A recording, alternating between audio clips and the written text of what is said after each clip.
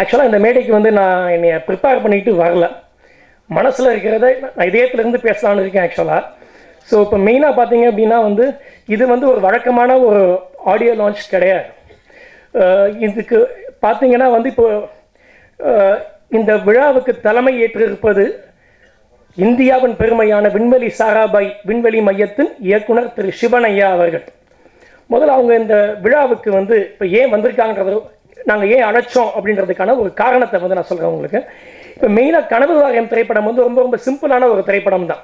மின்வெட்டால் ஒரு கிராமத்து இளைஞன் ஒரு ஸ்கூல் ட்ராப் அவுட் பாதிக்கப்படுறான். அதுக்கு அவங்க என்ன பண்ணான்றது தான் படம். இதை ரொம்ப ஜாலியாக சொல்லியிருக்கோம். பட் இந்த படத்துடைய ஒன்லைனை வந்து நீங்கள் வேறு விதமாகவும் சொல்லலாம். அது என்னன்னு பார்த்தீங்கன்னா, ஒரு கிராமத்து இளைஞன், ஒரு படிக்காத கிராமத்து இளைஞன் எப்படி விஞ்ஞானி ஆகிறான், அதுவும் இந்த படத்துடைய ஒரு கதை தான். இப்போ சமீபத்தில் பார்த்தீங்கன்னா நம்ம விண்வெளி சாராபாய் மையமும் நம்ம இஸ்ரோவும் இணைந்து ஒரு 20 சேட்டலைட்டை வந்து ஒரே ராக்கெட்டில் வந்து இப்போ ஜூன் மாதம் லான்ச் பண்ணாங்க. அதுக்கு இப்போ உலகத்தில் உள்ள வேர்ல்டு ரெக்கார்டு என்னன்னு பார்த்தீங்கன்னா, ரஷ்யாவில் 37 சேட்டலைட்டை ஒரே ராக்கெட்டில் லான்ச் பண்ணாங்க. அதுதான் உலக சாதனை. ஆனால் வர February 15 அன்னைக்கு 103 சேட்டலைட்டை ஒரே ராக்கெட்டில் லான்ச் பண்ண போகிறாங்க. இதனுடைய இந்த திட்டங்களுக்கும் இந்த விண்வெளி பாய்ச்சலுக்கும் மூளையாக, முதுகெலும்பாக, தலைவராக இருப்பது ஐயா டாக்டர் சிவன் அவர்கள். உலக சினிமான்னு வந்து நம்மலாம் வந்து இன்னைக்கு சொல்கிறோம்.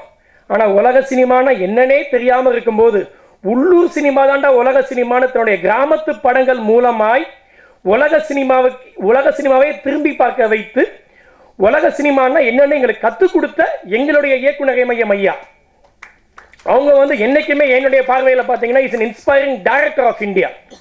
ஸோ வார்னர் பிரதர்ஸ் வந்து ஆக்சுவலாக பார்த்தீங்கன்னா வந்து அந்த படத்தை வந்து நான் எழுதி முடிச்சதுக்கு அப்புறமா இந்த படம் வந்து இது வரைக்கும் 9 நாடுகளுக்கு பயணம் செஞ்சிருக்கு. நம்ம கனவு வாரியம் திரைப்படம் India, America, USA, China, Russia, Italy, Ukraine, Kenya and Bulgaria 9 நாடுகளுக்கு போயிட்டு வந்திருக்கு. திரையிட்ட எல்லா நாடுகள்லையும் படத்துக்கு மிகவும் அமோகமான ஒரு வரவேற்பு கிடைச்சிருக்கு.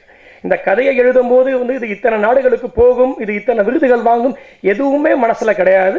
அண்ட் இது வார்னர் பிரதர்ஸ் மாதிரி ஒரு பெரிய ஹாலிவுட் ஸ்டுடியோ பண்ணுவாங்கன்றதும் சத்தியமா இது கனவுல கூட நினைச்சு பார்க்காத ஒரு விஷயம்.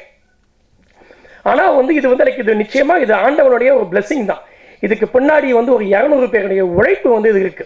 இப்போ இந்த படத்துல வேலை செஞ்ச எல்லாருமே ரொம்ப திறமையானவங்க.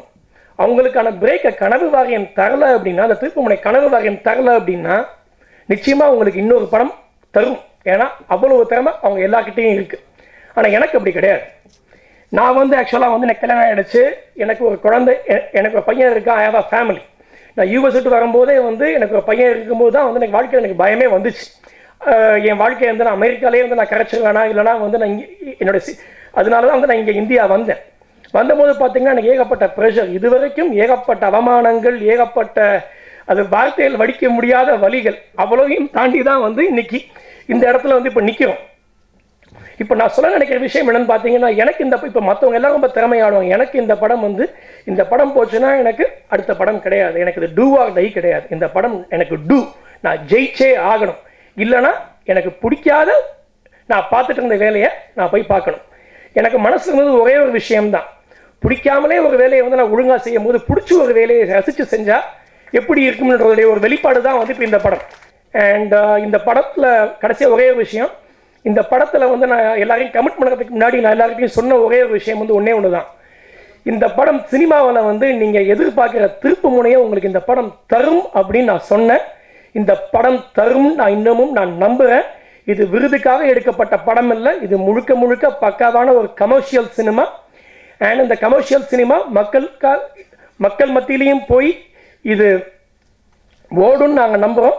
அப்போ தான் வந்து என்னை மாதிரி இன்னும் நிறைய புதிய படைப்பாளிகள் புதிய சிந்தனைகளோட வருவாங்க. அண்ட் இந்த படத்தில் வந்து இந்த படம் நான் அமெரிக்கா விட்டு வந்தபோது எல்லாருமே என்னை சொன்னது, நீ கிறுக்கண்டா அப்படின்னு எல்லாருமே என்னை சொன்னாங்க. அண்ட் அந்த படத்துடைய தீம் சாங்கும் கிறுக்கன் அப்படிங்கிற ஒரு பாட்டு தான். அந்த வரிகளுக்கு உயிர் கொடுத்தது என்னுடைய இசையமைப்பாளர் ஷாம் பெஞ்சமின். அதை அடுத்த கட்டத்துக்கு தன்னுடைய கம்பீர குரலால் கொண்டு போனது ஐயா அண்ணன் பத்மஸ்ரீ டாக்டர் சீர்காழி சிவசிதம்பரம் அவங்க. அந்த பாடல் தான் இந்த படம். அந்த பாடல் வரிகளை சொல்லி, அந்த பாடல் எழுதியதுனா அந்த பாடல் வரிகளை சொல்லி என்னுடைய உரையை நிறைவு செய்கிறேன்.